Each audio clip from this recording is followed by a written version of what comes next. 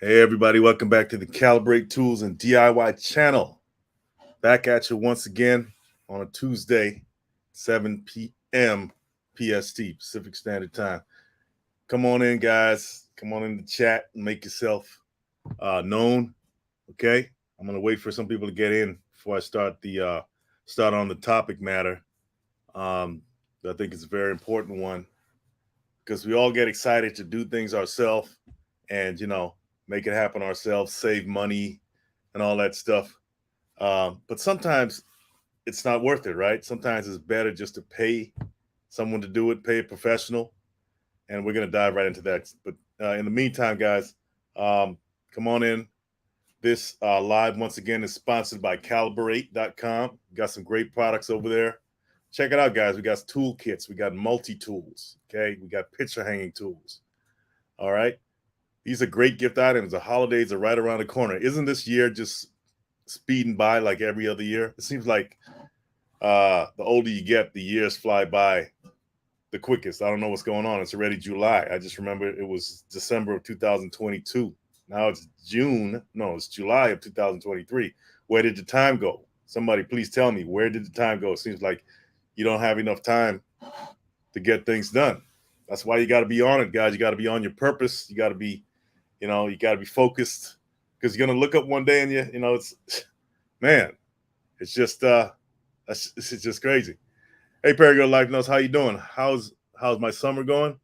My summer is hot. Perigirl Life Knows. How's yours?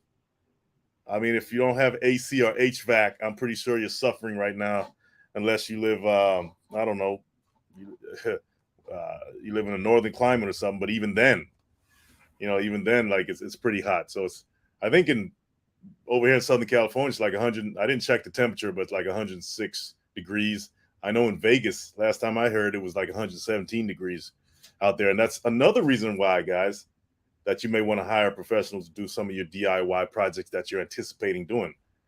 Because you may not think about how hot it is or how cold it is when you're out there doing those things that can, that can injure you as well, right?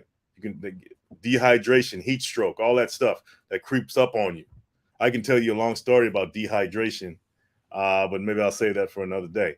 But sometimes you don't even know you're dehydrated, right? When you're out there working in the yard, or maybe you're up in your attic or something, moving stuff around, building something in the garage. You just don't know, right? Until it's too late, until you pass out, and then somebody slapping you on the face, say, "Wake up, wake up, wake up," or hopefully you wake up. And so it's the little things that you got to pay attention to. I'm kind of segueing off of Perigirl Life Knows question, how's my summer going? Because all of that plays a part, man, in how dangerous some of these projects or DIY projects can be, right? Little things you don't even think about, the weather, all of that stuff. So come on in the chat, guys. Say hi. The least you can do is give a thumbs up.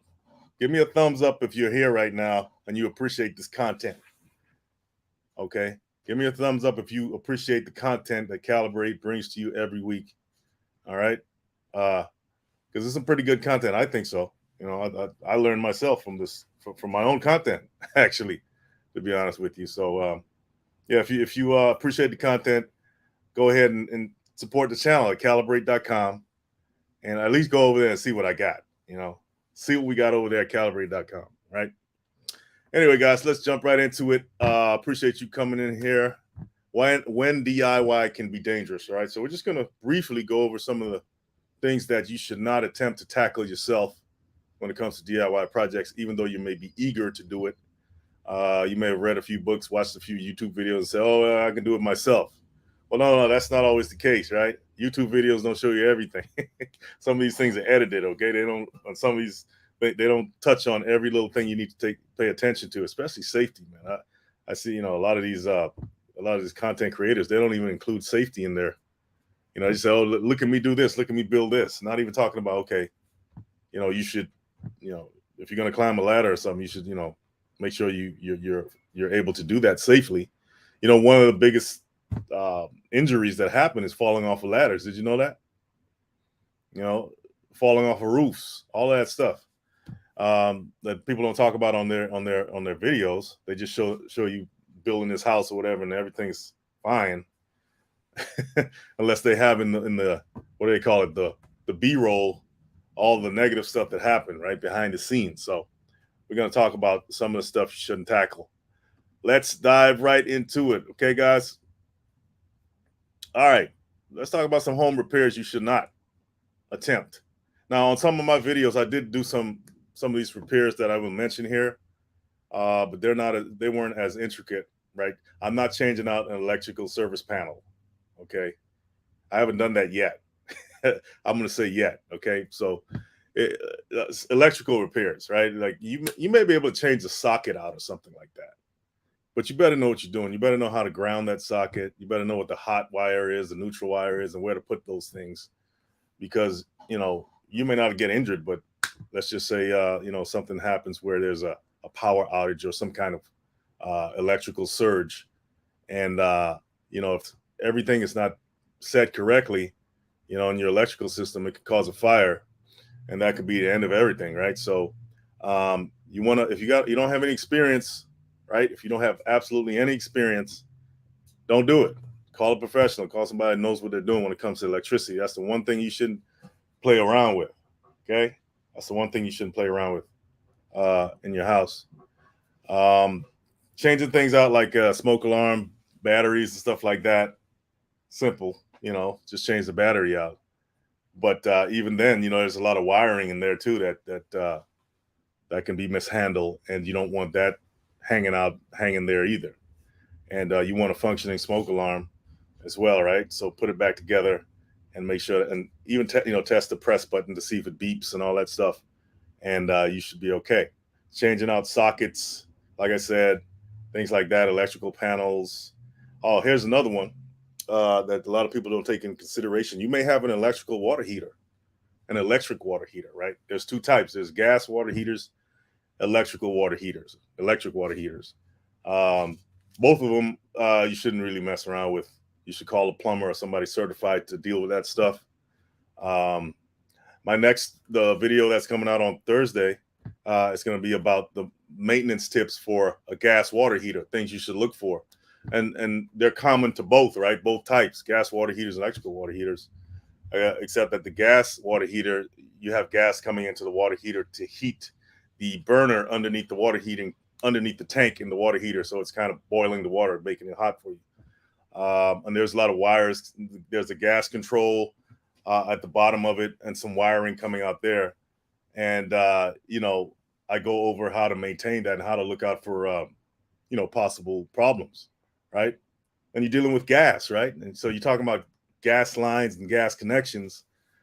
Some of those things you can do, as I would say, tightening maybe a gas connection on a gas line. You can probably do that yourself with some channel locks or a wrench or something like that.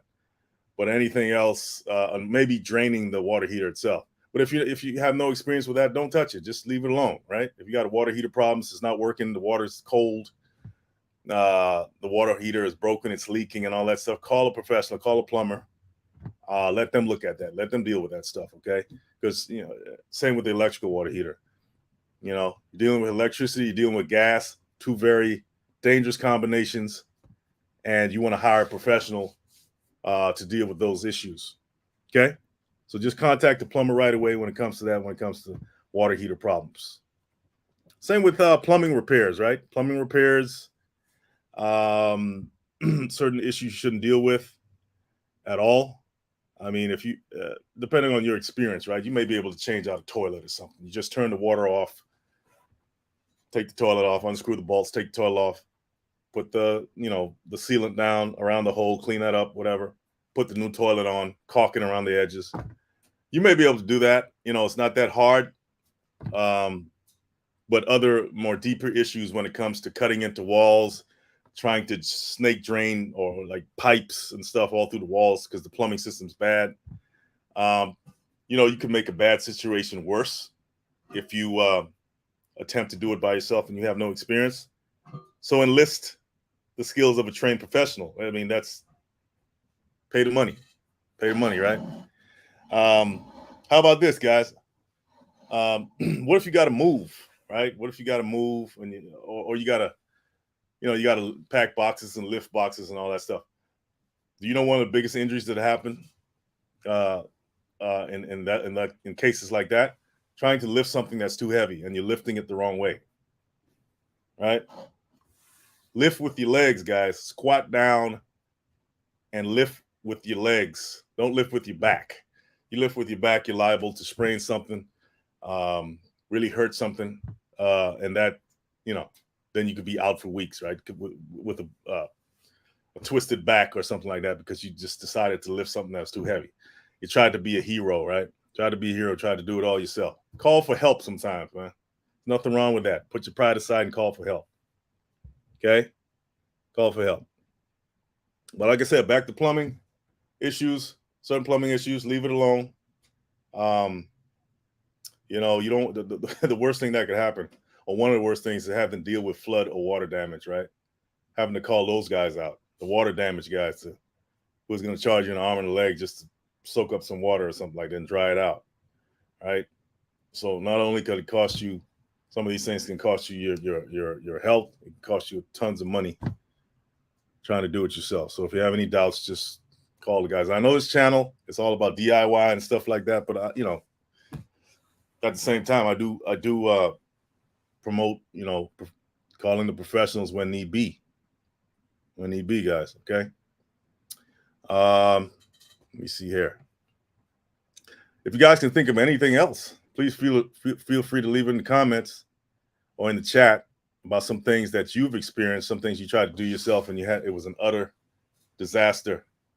It was an utter disaster when you tried it. Okay. But you do get a thrill out of trying, learning something and doing it yourself, right? But the trade-off to that is like I said, it could be a whole host of disasters can come because of that, right? So what else here? I just mentioned falling off of ladders. Yeah, I mean, that's pretty common sense, right? I mean, ladders could be scary in and of themselves. Even if you're afraid of heights, don't even think about it, right? Don't even think about going on your roof trying to repair some shingles, some damaged shingles, or trying to redo your roof and stuff like that, right? And sometimes, you think about it, you say, man, if I call the roofers in, they're going to charge me this. But if I go up on the roof myself, even though I'm not a roofer, I can at least strip off the shingles myself. I just got to get a shovel or something and just peel off the shingles where the damage is at. Or if I'm doing the whole roof, I can do the whole roof, just peel the shingles off. That way I won't have to pay as much. I just call them in just to lay the shingles and stuff like that. Okay. If you're that confident, go for it, man. But if you're not, roofs, I mean, you know how many people fall off of roofs every year, fall off of ladders, because they feel they can do things themselves. It's quite a few. I don't have the stats in front of me, but be careful with that, right? Guy like me, I'll jump on a roof in a minute. I used to jump off a roof as a kid, so it was a hobby. That was pretty much an everyday thing.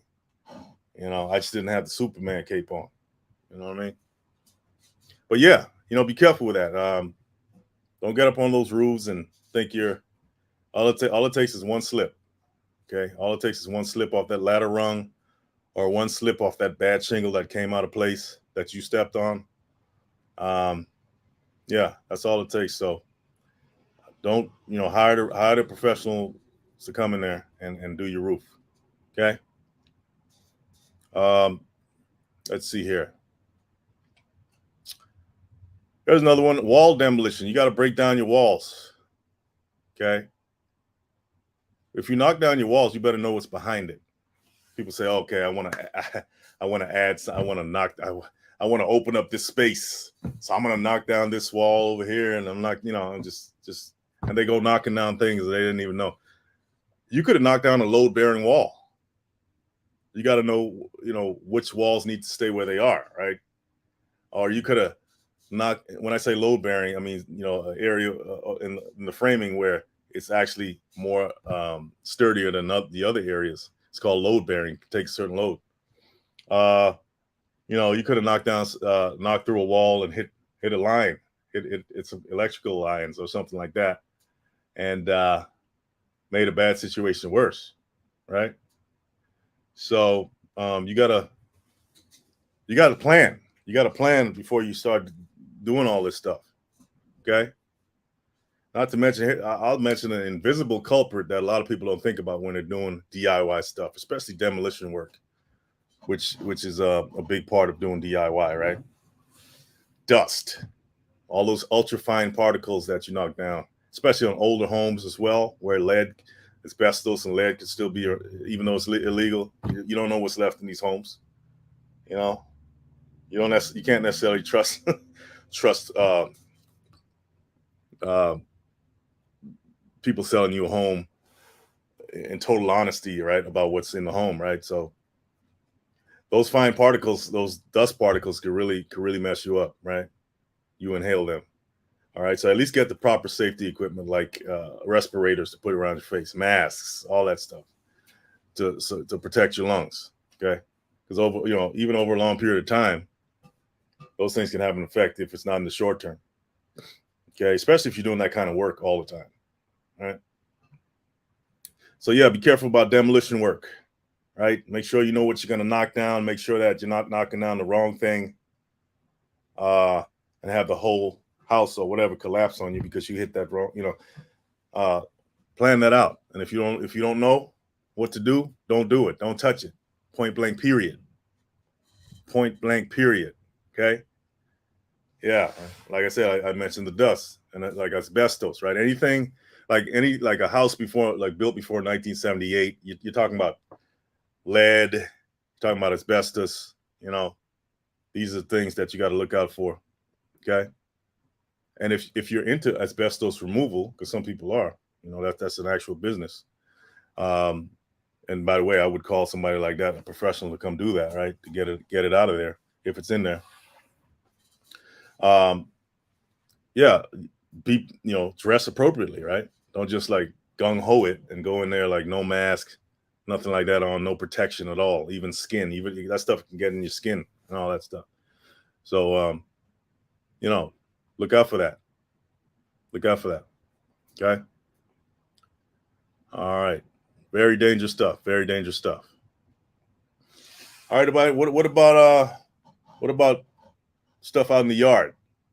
Can anybody think of anything out in the yard that could be potentially dangerous? Very Good Life said you shouldn't do that by yourself. You should always have a spotter. Yeah, lifting. I think you're referring to lifting stuff. Yeah, lifting heavy things. Yeah, you don't want to lift nothing too heavy, man. Yeah. And if you are gonna lift something heavy, get some help or lift with your legs. Okay. And if you're struggling doing that, and just leave it alone. Okay. But yeah, let's jump to the yard. Let's jump to the what's happening in the yard. You got trees, you got whatever laying around in there. A lot of people do a lot of tree trimming. Okay, especially during the summer. Bring Superman on the roof, right? Yeah, which can be a very dangerous project in itself. Trimming trees, especially if you got big tree branches you're trimming, right? First of all, you want to make sure nobody's around, no kids running around under you while you're trimming that stuff. And think about the tools that you're going to use when you're doing that, right? You may be using a chainsaw, a saw, or something like that, power tool. Chainsaws, man. There's some stats on chainsaw injuries, and it's not pretty. Okay, you got to be any kind of cutting tool, power tool that does, be extra careful around them. Cutting tools, grinding tools, those things will mess you up. Okay. Yeah. So look, if you're gonna be cutting tree limbs and stuff like that, moving stuff around, uh, know how to use that stuff. Okay. Or don't use it at all. Because a chainsaw is very powerful. All it takes is that chain to get stuck in some hard wood while it's cutting and throw you back. You know what I mean? Or jerk or something like that. And somebody standing near you. Just think of all the crazy scenarios that could happen with that. All right. Not to mention if you cut something, like I said, people underneath you, you don't know somebody's there. That stuff can fall on people. Right? You don't want that. I saw something the other day on the internet. It was really unfortunate. A guy, he was climbing a tree. He was cutting trees, tree trimming. Yeah. He was in the woods somewhere, and he was like, I don't know, must have been 20, 30 feet up on the tree. He had the spikes on his feet, and he was jumping, climbing like that with the rope around the tree and just going up there like a primate. He was just climbing that fast, and he got to a certain point. I don't know what happened, but he ended up falling from there, and all you heard was the screams, loud screams. I don't know, maybe some of you seen that, but uh, by the way, I fell out of a tree myself when I was a kid. Yeah, and hmm, yeah, I blacked out. I don't know what happened, but it was I was in and out of consciousness. Yeah, just to prove the fact that you can be doing this stuff up in a tree, cutting limbs or climbing a tree, and some of those limbs they look strong, but they're not. They're actually rotten from the inside. You know, so you got to be very careful. You got to know how to secure yourself on the tree and all that stuff. And so call the professionals, right? They understand all the safety things that we don't think about, right? Because they've been doing it for years. They know the ins and outs of it. And I'm just saying this for things that you don't know about. Right? If you know certain things, go for it yourself. But if you don't, no. Perigo says eye covering and gloves also necessary. Yeah, that's pretty much a no-brainer, right? Wear gloves, protect your face, and they have safety glasses. But I'm a staunch proponent of face shields, not just safety glasses, right? Safety glasses will protect your eyes, but you got other things that you need. You got your nose, mouth, teeth, head. You know, get you a face shield, a nice, get you a couple of them, because sometimes the plastic that gets so battered, is all scratched up. So you might want to buy one or two. Face shields cover the whole face, okay, even down to the neck right here, right, and even part of the forehead right here. Those are way safer to me than just safety glasses. They may seem a little bit more cumbersome, but they're way safer. Okay, much more safer than safety glasses. Okay. Prego Latino's giving me all kinds of ideas. Safety belts, yep, all that good stuff. Safety belts. Okay. Clothing. Let's talk about that. Always, if you're doing a lot of this stuff, you need to protect your skin. I work in the welding industry, and that's just a must, right? You're not going to start welding if you're not covered up from head to toe, right, including helmet and all that stuff. And even then, the sparks find a way in. I don't know how that happens. Either they burn through the clothing or not. You know what I'm saying? So you just do. You gotta go to the extreme sometimes, man. I remember I put on like 2 jackets, and still the sparks seem to get in. So sometimes you got to get those leather jackets or something, like those leather welding jackets. Yeah. Hey, Claudette McCoy, how you doing? Claudette says sunscreen and keeping hydrated. Absolutely. Matter of fact, I'm trying to keep hydrated right now. It's hot, you know.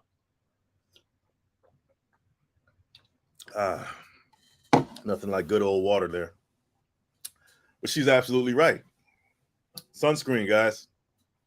In the sweltering Southwest, or wherever you live, where it's super hot, you gotta protect your skin. Gotta protect your skin. So get that sunscreen, whatever. I think they also have natural sunscreens. I'm not sure. I'm not into the sunscreens myself, but you gotta do that. That's a very good point. Stay hydrated. Yep. Like I said before, in the beginning of this live, when it's hot out here, you want to get out in the yard, or you want to get up in the attic, or get down in the basement somewhere, and start working on stuff. And next thing you know, you're getting lightheaded.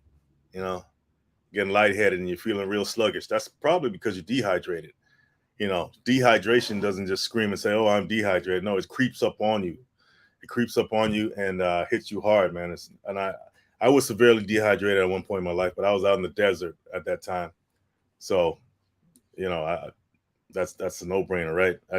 I had water, but the water got so hot just from being in I had water with me.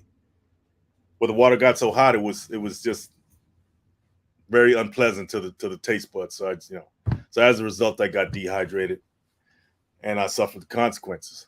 But that can happen to you even in your own backyard or even your own house, right? If you're not careful. So very good point there, Claudette. Keep hydrated, keep water and liquids nearby, and constantly flush your system with water. Okay, that way you won't pass out. You know what I mean? Let's talk about this. What about some of the dangerous tools that people use out here? You know, a lot of DIY fanatics. And I say fanatics, I should say, maybe that's too strong of a word. But they got all the tools in the world, right? They got more tools than Home Depot and Lowe's in their house. And I get it, man. I mean, I love tools too. I love them, man. That's what this channel's all about, right? Um, but they can be your biggest enemy if you don't know how to handle them right? Just like anything else, you handle it wrong, it'll turn on you. And it's the same with tools. Table saws, you know, those saws that, if anybody don't know what a table saw is, forgive me if I don't have images, but table saws cause about 30,000 injuries every year because they have this big spinning blade that comes up from a table, and then you push the wood or whatever onto the blade to cut your wood and stuff like that. Very dangerous tool. I mean, you're talking about a spinning, like a blade, like a circular saw blade, but it's coming out of a table, right? Those things are pretty, like I said, pretty dangerous. Stop the machine. If something doesn't feel right, your position's wrong or something like that, just stop it. Just stop it and adjust. Okay, it's not that serious, right? You want to come out there with your limbs, your fingers. I know some guys over the years missing fingers, missing limbs, and guess they got over it at the time. But I guarantee you, it probably took a while to get over the fact that you're missing a finger because of some stupid mistake that you made. Okay. Table saws. And I did mention chainsaws. Chainsaws are one of the deadliest, man. Chainsaws, you could just pretty much amputate yourself with that tool. Okay, so be careful. Nail guns. We all like nail guns. They're quick. You don't have to use a hammer, especially if, like I said, you're doing roofing jobs. You got a nail gun. You just lay the shingles down, or whatever you're doing, whatever project you're doing, you can just, it just makes it so fast. I think it's one of the best tool innovations out there, nail guns, right?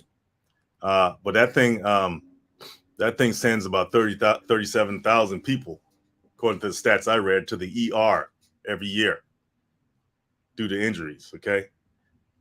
And think about it. It's pretty much just like a gun, but you got nails, right? I remember when I was a kid, I stapled my finger, and the staple went right through the finger, out the nail. Yeah. I don't know how I did that, but I did it. I stepped on a nail. How many people stepped on nails? I know this is probably making some people cringe. But yeah, it's not a good feeling, right? Not a good feeling. So imagine a nail gun injury where that thing it pretty much go through you, depending on how close you are to it. And most of the time you are close to it, right? Because you're using it, right? Or somebody's nearby using it. So you got to pay attention. All right. You got to pay attention when you're using this stuff. Circular saws are those things, they have guards and everything on them, right? Which I appreciate. But man, those things are hyper dangerous as well, right? You got to be really firm when you're pushing it along the wood or whatever you're cutting on metal, because you can cut metal with a circular saw, and I'll do a video on that, guys, because I cut a lot of metal with circular saws as well. All right. Yeah. So a lot of these devices have kickbacks. They kick back on you, right? So you really have to hold. You can't have a weak hand when you're holding them. You got to be, you got to have a really firm hand. You could think of 1,000 tools that can injure you. Even a hammer, right? How many of us have hit our fingers with a hammer, trying to hammer and nails? Even that right there send people to the ER, man, busting open your thumb and stuff. Some of the tools that make life a lot easier, like power tools versus manual tools, the trade-off to that is that they're the most dangerous ones, right? Think about the lawnmower, right? You got a lawnmower, just a regular lawnmower that you're pushing along, cutting grass. That has its own dangers, right? It can spit out rocks. It can, but then you have the riding lawnmowers where you just get on it and ride, right? that increases the danger factor exponentially, right? Not only because with a push lawnmower, that thing can just stop. You can just let go and it'll just, maybe roll a couple of feet. With a riding lawnmower, that thing can just keep going and cause havoc, just wreak havoc in the neighborhood. You know what I mean? So you don't want to run over your feet with lawnmowers. That's pretty much common sense.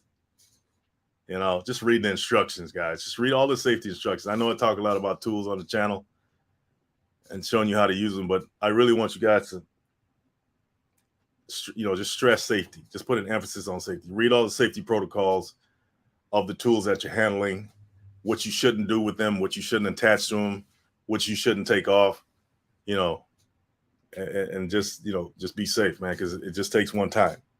Just takes one time, okay? Let's see here. All right. Okay, so any other ideas as far as DIY projects that you shouldn't take on, that you're thinking about taking on? All right. DIY is actually, that's what, do it yourself. That's what it stands for if you don't know. Okay, if you don't know.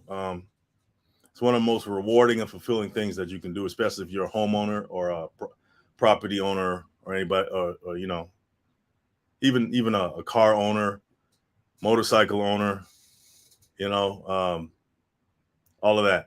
It's you gotta. It's just a rewarding feeling that we're working on your own stuff, creating your own stuff, designing your own thing. You know what I mean? But you gotta watch out for the, you gotta do it right. You gotta do it right. And when I say do it right, I mean look out for yourself first. Right? Okay. So yeah, guys, once again, this channel, I'm gonna give myself a plug every 15 minutes or so. Go to calibrate.com, guys, and support the channel. Got a lot of great products on there for you. And it helps me bring this content to you every week. Okay. We got some great tools, household tools on there for you. Okay. The holiday season's coming up. Why not get a gift for your special loved one, a family member, friend?